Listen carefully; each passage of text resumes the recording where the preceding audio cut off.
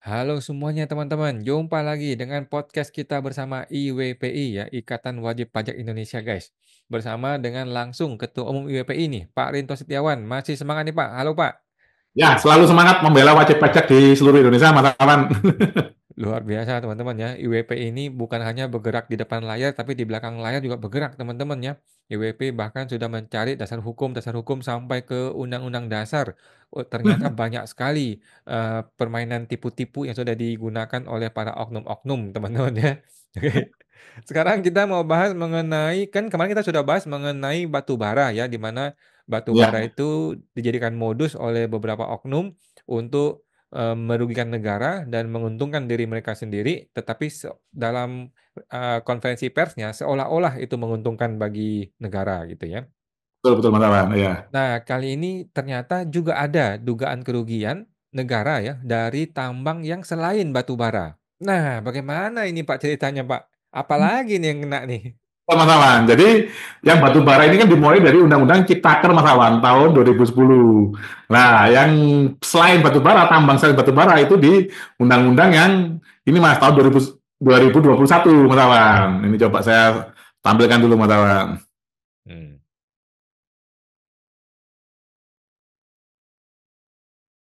Nah, ini Mas Awan.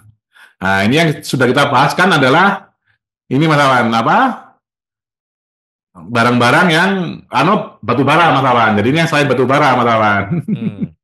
Nah, ya barang-barang selain batu bara.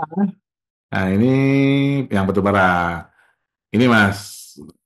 Pertama adalah besi atau baja Mas Awan. Jadi ini di dalam ini Mas, apa Per 17 tahun 2018 tentang norma itu dia ini Mas, NPPN-nya dibuat 23% Mas Awan.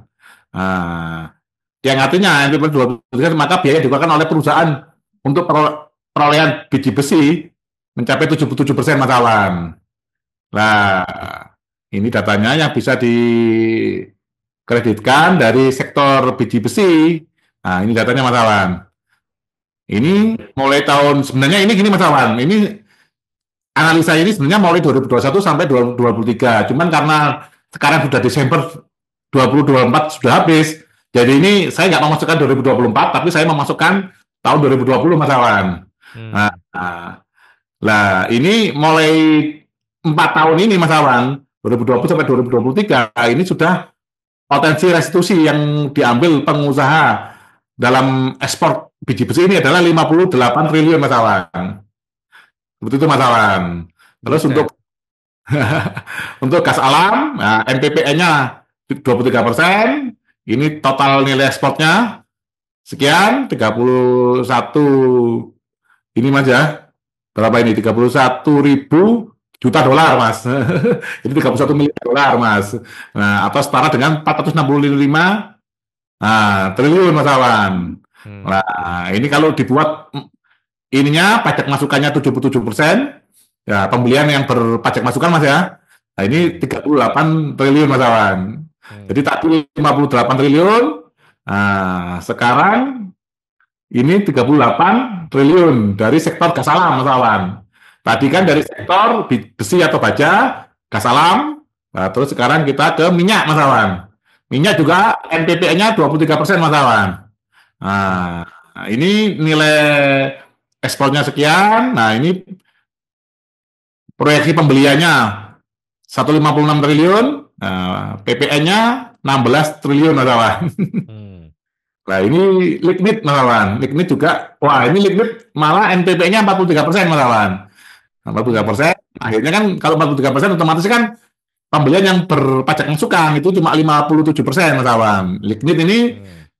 total proyeksi PPN masukan 20 triliun, Mas Awan. Hmm. Sekarang kita ke minyak bumi.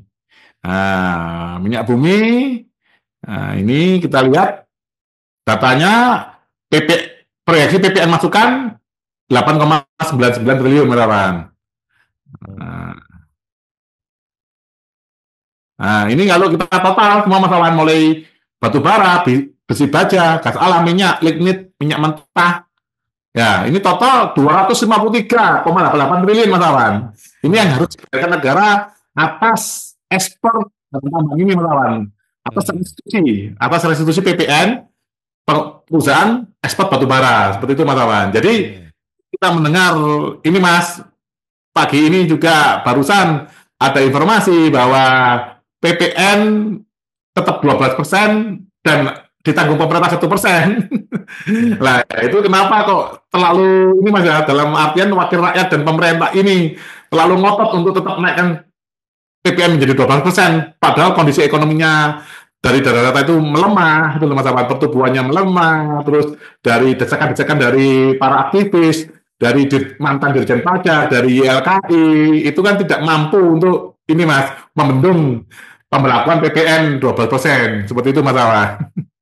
Nah, Hmm. ini total ini Mas, 253 triliun Mas, yang harus dibayarkan, ini Mas, ini dugaannya Mas ya, yang harus dibayarkan oleh apa pemerintah terhadap restitusi pajak masuk apa PPN masukan seperti itu Mas Alan.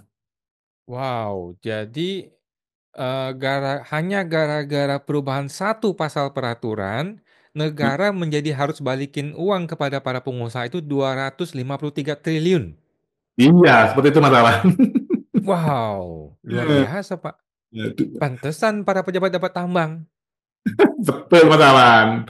Jadi sebenarnya Mas Awan, kalau saya boleh analisa Mas Awan, kalau saya ngasih saran, dengan tidak menaikkan PPN Mas Awan, karena kalau PPN kan saya lihat penerimaan PPN sekitar berapa Mas Awan? 700 triliun, ini Mas Awan ya?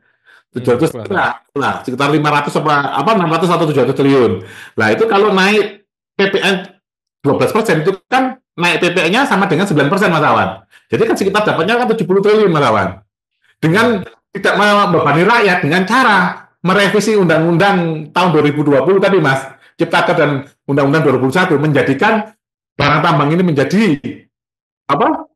Bukan barang kena pajak, selesai Mas, nggak bisa pajak masukan. Jadi negara nggak perlu mengeluarkan ratusan triliun tadi Mas Awan. Hmm. Rasa itu aja sudah selesai Mas Awan. Nah, cuman kan kita nggak tahu Mas, apa motifnya wakil rakyat kita yang tidak terlalu membela terhadap rakyat kecil itu Mas Awan. Hmm. Seperti Wah. sih paling gampang Mas Awan, tinggal merubah undang-undang PPN-nya itu Mas Awan. Itu loh. Jadi Oh. jadikan barang tambang tadi tidak BKP Mas, bukan barang kena pajak. Otomatis mereka tidak bisa restitusi pajak masukannya Mas Awan. Seperti itu. Hmm. Itu berbarengan dengan membuat perpu agar PPN misalkan dijadikan 10% saja biar ekonomi meningkat Mas, pertumbuhan ekonomi lebih cepat. Masa kalah dengan Vietnam yang malah menurunkan PPN ke 8% Mas Awan. Sesimpel itu Mas Awan, gitu Mas. Oke, pantesan ini adalah jawaban dari kenapa orang bertanya, kenapa anggota DPR tidak mau bantuin kita memperjuangkan PPh final 0,5% diperpanjang atau dipermanenkan. Ya mungkin karena mereka dapat restitusi 200 triliun, gitu kan? Apalagi sekarang kan organisasi ini Mas ya, masyarakat yang besar NU dan Muhammadiyah dikasih izin tambang juga Mas Awan. Jadi izin tambang ini nggak usah lihat laba aja, PPN aja udah restitusi sekian triliun. Betul Mas Awan. Luar biasa, luar biasa. Seperti itu Mas Awan yang terjadi. Makanya kenapa perjuangan rakyat-rakyat teriak-teriak. Ini jarang Mas yang menemukan data-data seperti ini Mas Awan. Analisanya. IWPI spesial untuk khusus wajib pajak Indonesia dan masyarakat Indonesia selaku pemilik kedaulatan memberikan data-data ini Mas Awan. Luar biasa. Ini BP jangan-jangan di belakangnya ada orang Intel nih Pak ya.